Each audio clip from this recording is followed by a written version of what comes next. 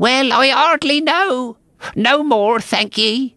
I'm better now, but I'm a deal too flustered to tell you. All I know is something comes at me like a jack-in-the-box, and up I goes like a skyrocket." "So you did, old fellow," said the others.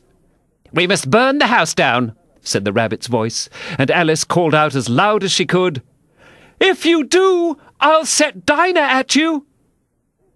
There was a dead silence instantly, and Alice thought to herself, "I wonder what they will do next. If they had any sense, they'd take the roof off."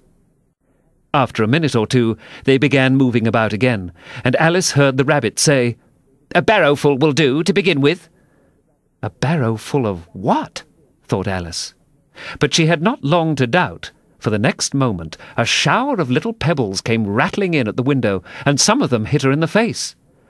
"I'll put a stop to this," she said to herself, and shouted out, "You'd better not do that again," which produced another dead silence.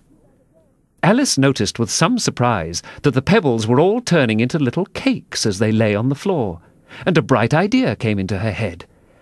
"If I eat one of these cakes," she thought, "it's sure to make some change in my size, and as it can't possibly make me larger, it must make me smaller, I suppose."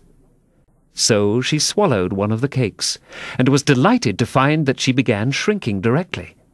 As soon as she was small enough to get through the door, she ran out of the house and found quite a crowd of little animals and birds waiting outside. The poor little lizard, Bill, was in the middle, being held up by 2 guinea pigs, who were giving it something out of a bottle. They all made a rush at Alice the moment she appeared, but she ran off as hard as she could, and soon found herself safe in a thick wood. "The first thing I've got to do," said Alice to herself as she wandered about in the wood, "is to grow to my right size again. And the second thing is to find my way into that lovely garden. I think that will be the best plan."